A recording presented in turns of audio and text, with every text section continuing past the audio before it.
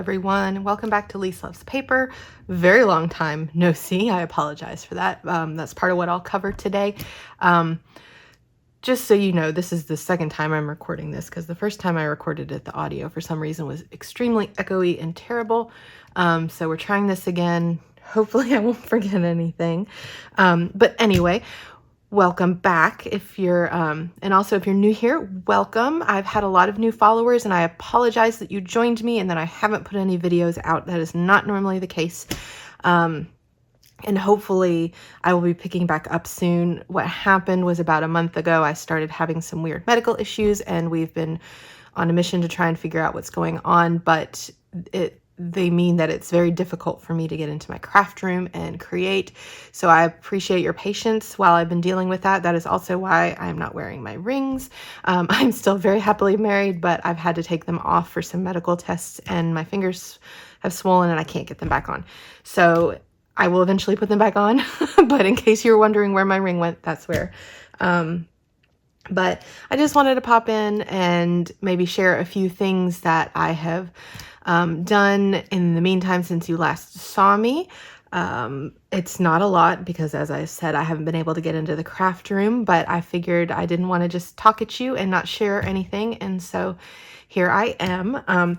First, most of what you'll see today is from the recent Crop and Create Delivered. It's that online conference put on by Scrapbooking Cards Today. And this was their fall session and it happened at the very beginning of November. And I'm still not done with my layouts as when things hit me really hard. And so I have some done. This one's a partial one done. This is a layout that was taught by Allison Davis.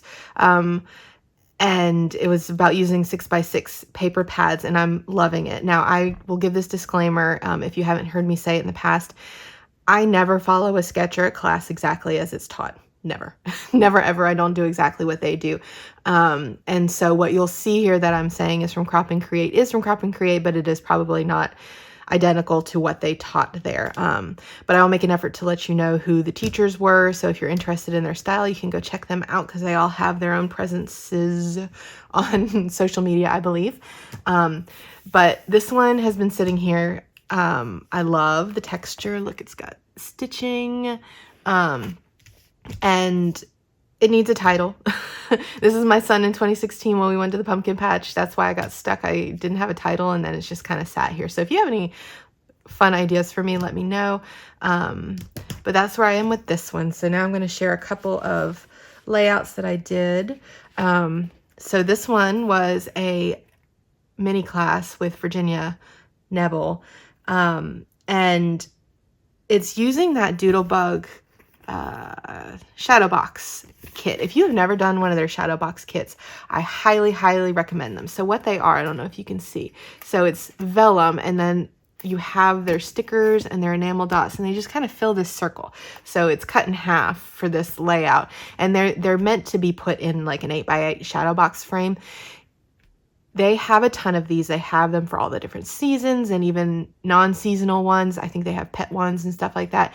And I think they're intended so that if you want, you can display it on the wall and like change it in and out throughout the year. But I loved that Virginia suggested using them for a layout, and that's what I did here. I think that these are so fun. So if you're like me, I don't know if I've talked about this before, but I absolutely love Lego. I love putting together Lego sets.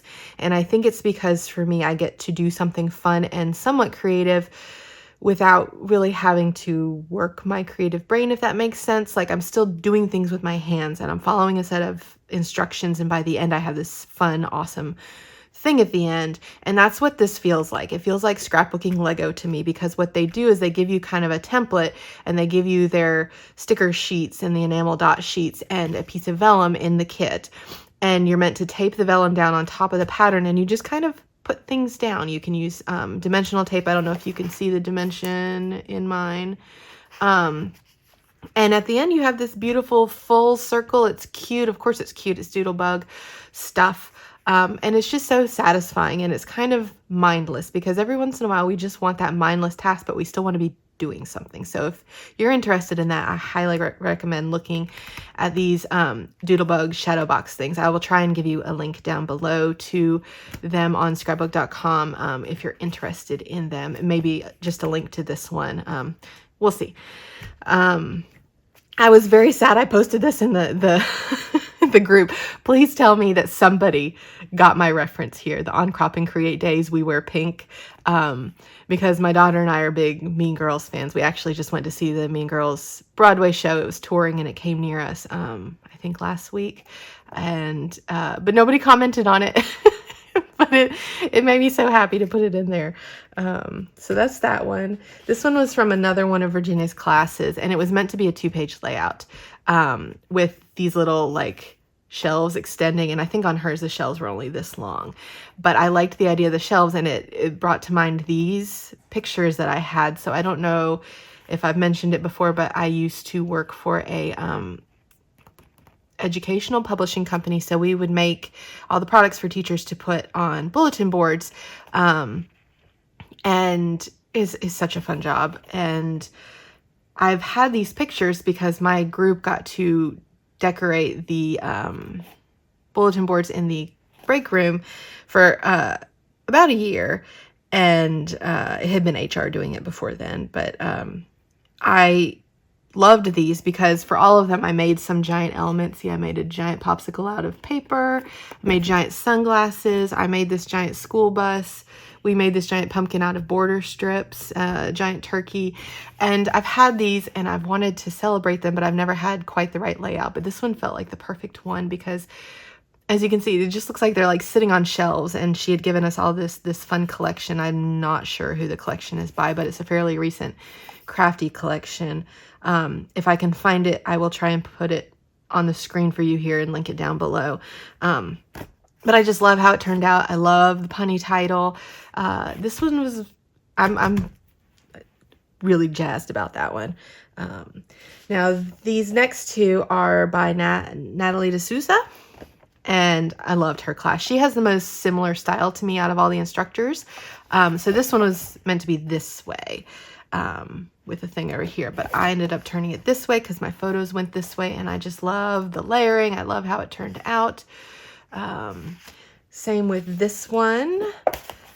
Love this. This was my daughter right after she was born. So the background of this one was not meant to be white, but I did not like the cream, and so I kind of went my own way. Surprise, surprise.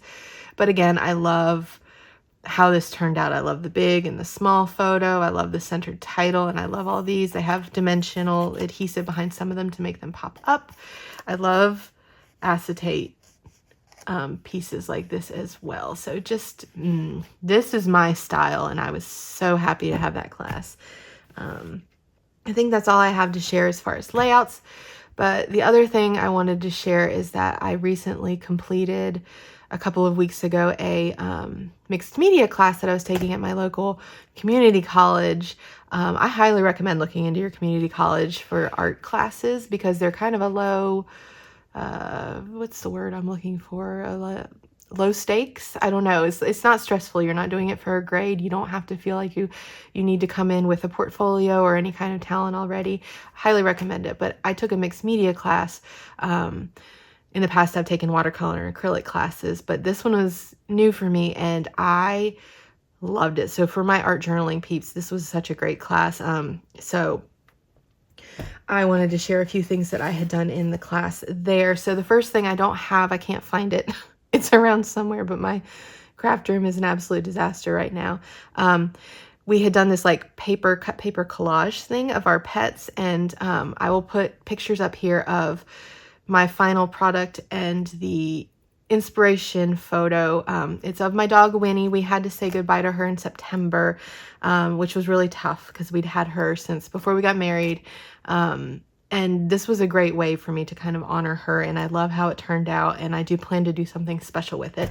So there was that. We also learned how to do make our own stamps, like carve stamps and stuff, which was super fun. I'm not great at it.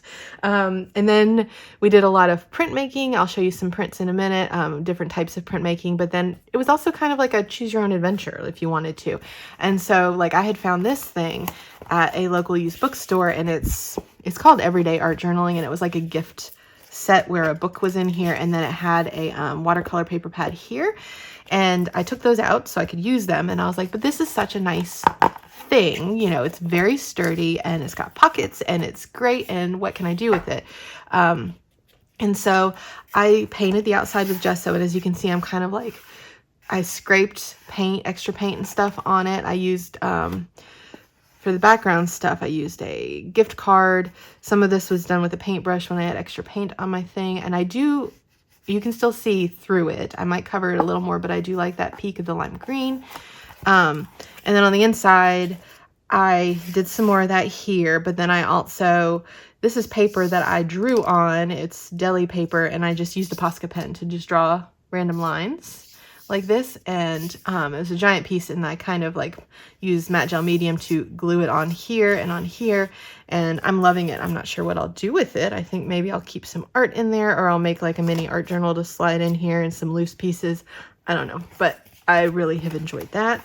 And then the other thing that I have a jelly plate. Raise your hand if you're like me and you have a jelly plate, but you've been scared to use it, or you've used it and it didn't work like everybody online's worked. That was me. I want it to work so badly. It's definitely like right up my alley. But during this class, it just clicked. I figured it out. And I made some really cool prints. I got obsessed with pulling prints from magazines and then painting behind them. And so I'm going to show you two of those that I did. So this one I did with my son. So he kind of art directed it. He chose the image, the magazine image, which was like shelves. They're very graphic shelves. And then he chose the colors and what order for me to put them in, but it was my hand that did it. I love how this turned out. I love the look of this kind of stuff. And then another one that I did that was super successful was this one. So if you're interested in it, there are so many tutorials online, people who have been doing this a lot longer than me and who are great on TikTok and Reels and YouTube. But if you guys are interested in me showing you how I do this kind of thing, just let me know in the comments down below, and I can try and record a video once I'm feeling up to it. But this, basically you pull this is a magazine image of an ad. I cut off the name, I think, down here of the company that it was an ad for, but I really liked their poses, and I knew they were very graphic. There was a lot of like black and white, so I knew it would work really well. You can see it even picked up the text in the ad, which I love. And then you can go in with an actual paintbrush and paint areas. It doesn't just have to be a brayer like you tend to see people using. And that's what I did here. And then behind that, I did do like mixed white and teal in the background to make everything pop. And I'm just obsessed with this process.